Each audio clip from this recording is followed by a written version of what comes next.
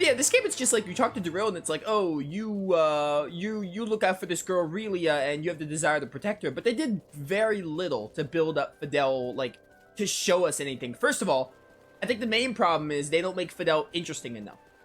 Like, they just, like, they kind of paint Fidel as, like, a blank slate character in a way. Like, he obviously isn't a silent protagonist, but they don't really do much with his character.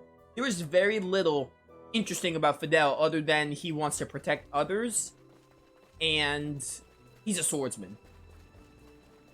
While Asbel just has so much going for him, and Asbel feels more like a character than Fidel. I love Asbel.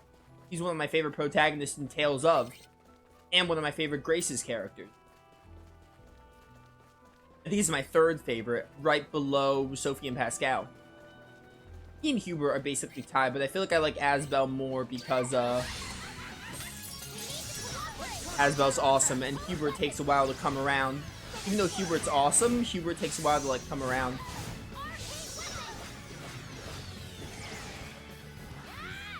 But, you know, Asbel feels more like a character, while Fidel feels more like the player. A little bit. He obviously has a voice and everything, but he doesn't feel fleshed out. Like, I don't think there's anything wrong with being the stereotypical, genuine, nice guy who wants to protect others. But Fidel doesn't even feel like that. Fidel just feels like whatever, you know? You know what? I'm gonna fight you then. You know, I don't know. They didn't do much with any of the characters, really. They did the best with Emerson, I think.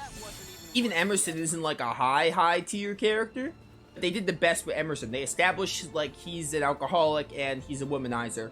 And his whole thing with being a Kenny and feeling like the captain of the ship, he feels more like the main character. Again, I made this comparison, but he feels like Balthier from FF12. Where he should be the main character. He's the leading man.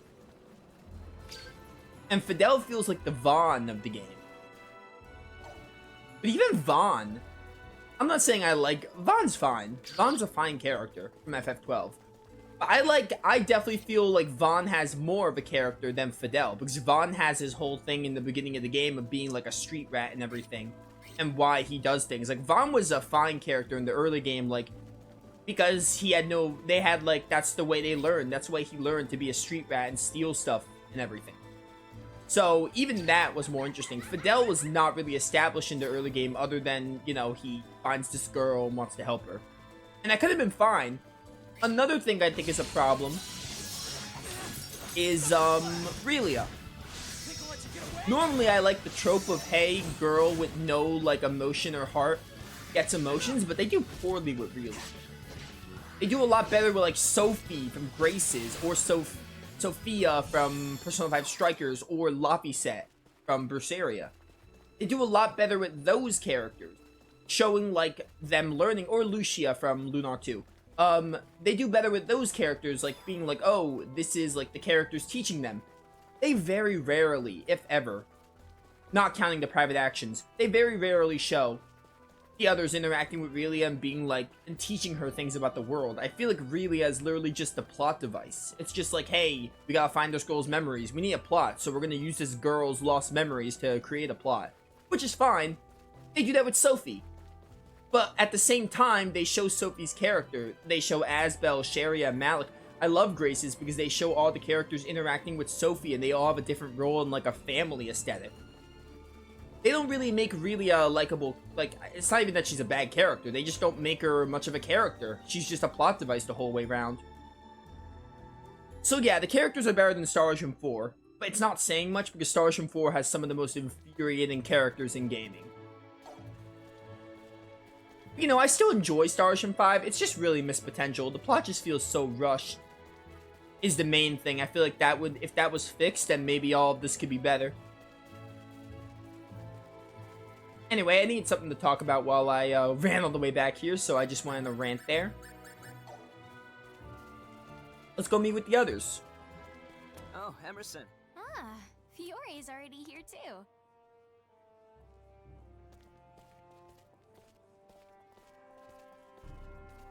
Where's Victor?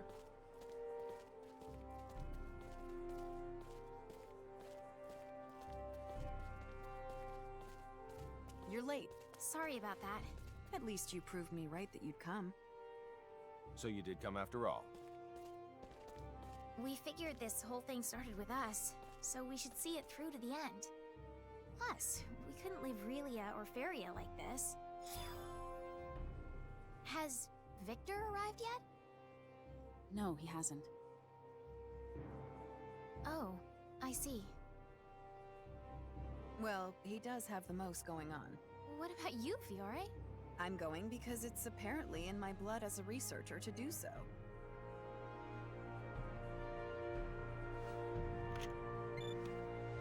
Kenny to the Charles de Gaulle. Charles de Gaulle here, Delacroix! Whew, it's such a relief to know you're okay. as is the rest of the crew, sir. We're all back in action. So, what did you want? Transport the 5 of us up there. I detect one more person heading in your direction. What do you want me to do? One more? Aha! Look over there!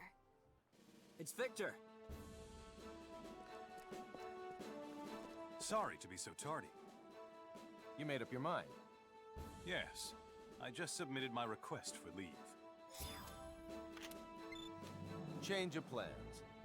Make that 6 people to beam up. 6 it is. Oh, here we go.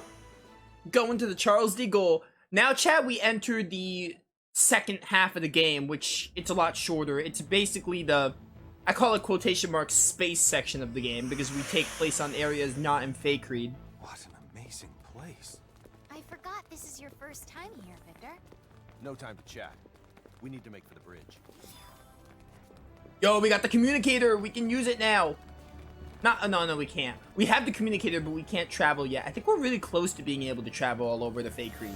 So once we get that option, we'll move on. But, I want to talk about this really quick.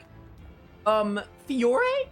Kind of makes sense why she's coming. You know, research.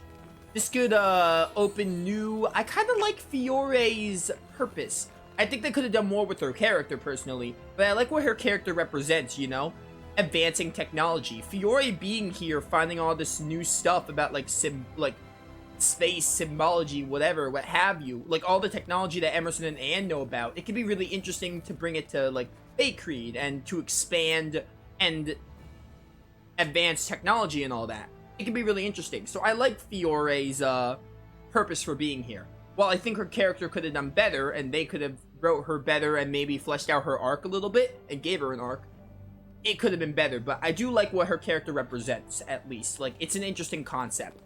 Victor, on the other hand, I mean, like, you know, I'm not saying Victor shouldn't have came. Like, if he wants to come, he wants to come. I was gonna say before that him staying in Faykreed would have been reasonable, because, you know, his whole purpose is basically being a lieutenant and making sure Faykreed is okay and, like, that everything stays in order.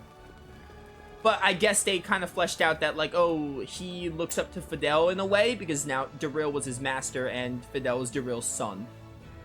So, there are motivations here.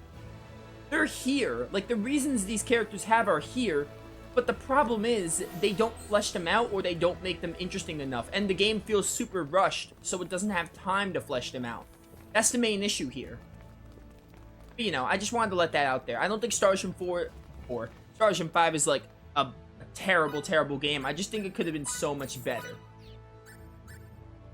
I think they could have, if the game was, like, if the plot didn't rush itself so much, and if it was longer, maybe.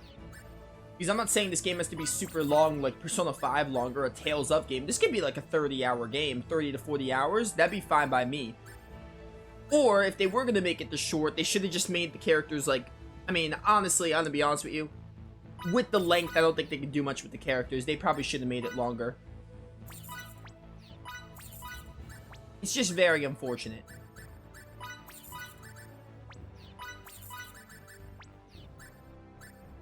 Like, truly unfortunate. And this game was on a budget, I understand that, but that doesn't absolve it of criticism. Like, if this game was on a budget, they should have been like, oh, we're gonna make this like a smaller. I would have liked it if this was like a smaller Star Ocean game, like a Star Ocean 4.5, like a spin-off. Kind of a guidance story, that'd be cool. Like, I'd be a lot more understanding if they made this like a smaller project or something. But the fact that this is the 5th game. Like, the big... I'm not... Star Ocean 4 is far from perfect. The fact that this is the 5th full game, the 5th main entry, they advertise this as a AAA game, and this is what we get. It's just very unfortunate. They could have done better with this game. The bridge. Whoa. Is there something wrong, Victor? You alright? I'm fine. I just wasn't expecting this entire room to start moving. The equipment at the Royal Institute surprised me, but this is something else. So, this is your new ship? You know it. Welcome to the latest in battleship technology. The Charles de Gaulle G. The previous one was a research vessel, whereas this one was built specifically for combat. Thus, it should prove more than capable of taking on Kronos' cruisers. I'm not sure I really get the difference, but both versions sound spectacular.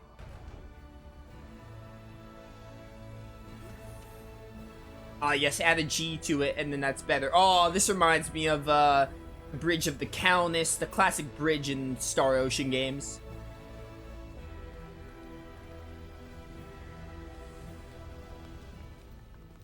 What's the deal? The target is already well within the detection field of our ultra-long-range sensors. According to their data, the ship is heading for the Omphalos system at a speed of warp 14.3. Warp 14.3? That has to be some kind of mistake. It isn't. What's that mean? It means they can travel faster than us. This particular Charles de Gaulle is as advanced as Federation warship technology gets. It boasts a cruising speed of warp 11.2 and a top speed of warp 12.9.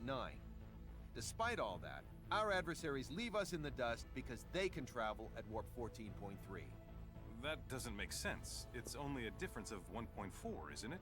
A difference in warp speed of magnitude 1.4 equates to them being more than twice as fast as us. Moreover, we can't continuously operate at top speed. Cruising slows us down even further, meaning we could never hope to catch them as long as they keep going.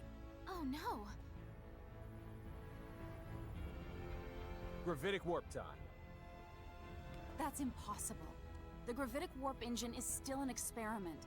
It hasn't even undergone its 24-hour endurance test yet. A real-world deployment is tantamount to suicide. That alone doesn't make it impossible. It just makes it not the safest bet in the world. I've managed to establish contact with Dr. Krupp at Remote Station 5. You are too damn good at this.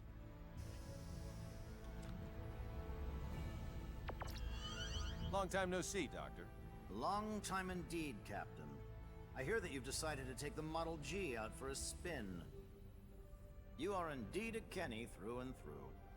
Sorry about that, but this ship's imperative to my mission. Well, it has to be tested at some point. Why not make it now? By the way, while I assume there's only one reason you'd contact me at this juncture, let me ask for the hell of it. What do you want? To use gravitic warp. Denied. You're allowed to go a maximum warp speed of 11, and that's only in spurts. You've got to be joking. That's slower than normal warp speed.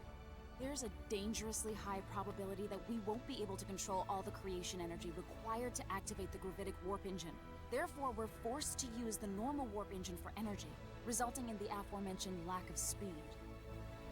As concise and accurate an explanation as ever, Miss Patriciani. I fail to see your issue, Captain. The normal warp engines aboard that cruiser are state-of-the-art. You can go plenty fast. Well, the Kronos ships have a cruising speed of 14.3. What? I was totally unaware they'd come so far with their technology. How fascinating. We've surmised that their tech is likely based on symbometrics. Symbometrics, huh? You do say it directly influences the fundamental composition of matter. Meanwhile, we've barely scratched the surface of that discipline. No wonder they're ahead. We can't disregard the possibility that Kronos is able to repress creation energy, or perhaps a similar type, through the use of symbometrics. What do you have there? I'm reviewing the information we recovered from the database inside their facility. It seems, however, that their symbometric research draws heavily upon the principles of Faykreed 4 signaturgy. I can't grasp much of what's written here. Let me see that data of yours. Although, judging by what you said, I might not be able to understand much of it at the moment.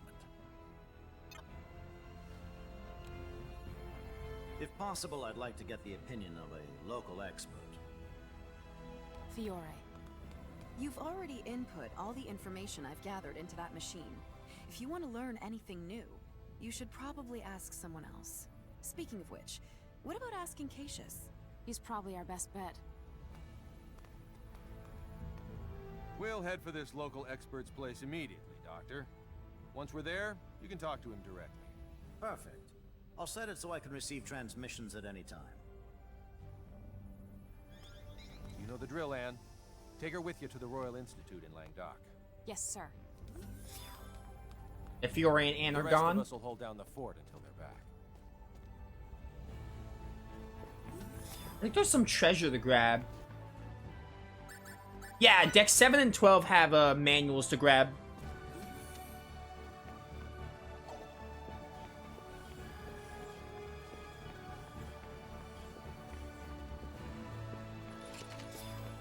Yo, CQC program Zeta.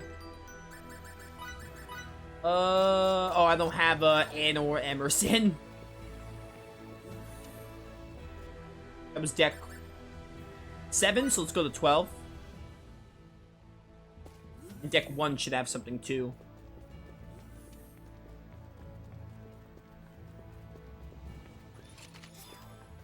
Restorative Signets Volume 2. What does that give Miki? X healing. Awesome. And, alright. Now we gotta go to deck 1, I think, should have something. Should have a swordsman manual. I think there's a manual for every pair of characters.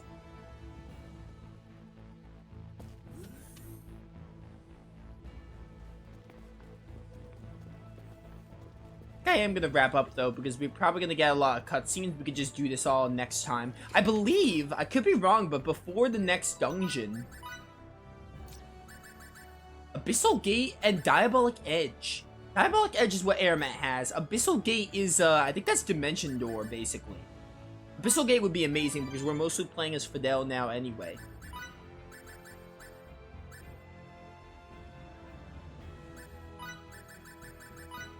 Yeah, put it like that for now. And honestly, yeah, this is good. I think I just want to wrap up now because like we're going to get into a bit of cutscenes, and this is a good stopping point, I think.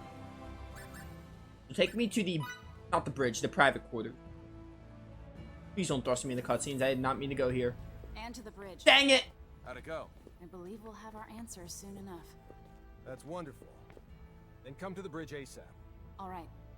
The two of them get along with each other way too well.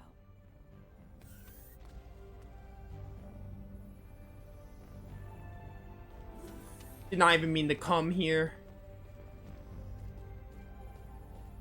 Connect me to Dr. Krupp.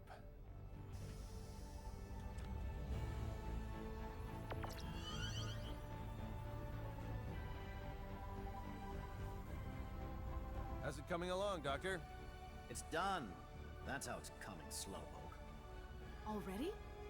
You never cease to amaze, Doctor. Well, let's cut to the chase.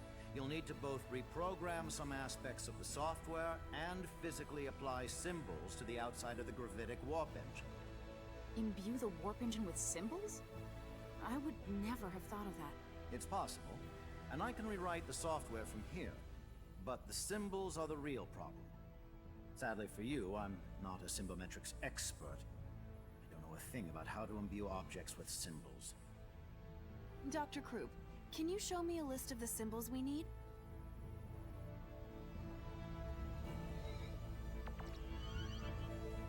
This is the symbological formula, a copy of which I've sent to your engine room's terminal.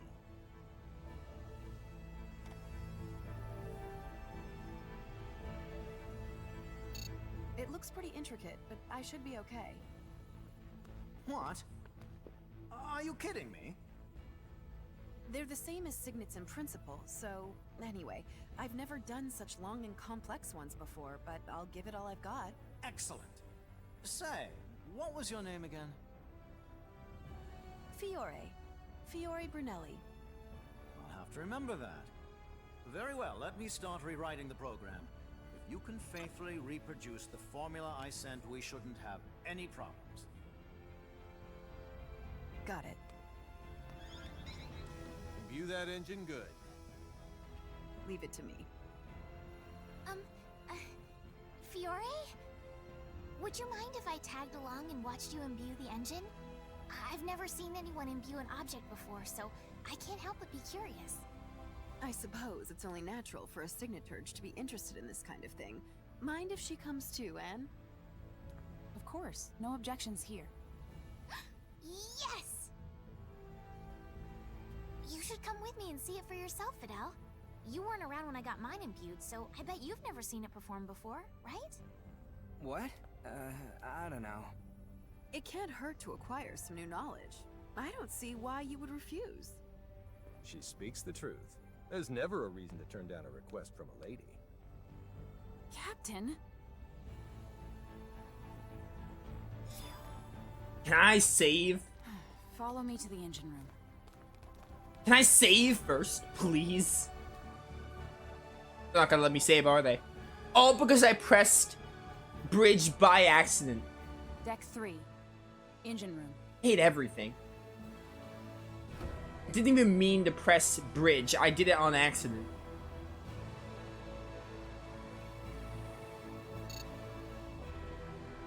This must be the symbological formula he sent. Luckily, I just started researching compound signets and the combinations of base signets that form them. I've tried many different sequences before, but I've never seen anything near this complex. That's stark evidence of how great Cronus' strides in symbological technology have been. And those strides are what led to the creation of Relia and Faria's signets?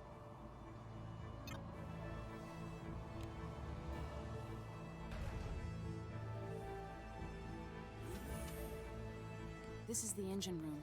The gravitic warp engine's core should be right up ahead. They're not gonna let me save for a really long time, are they?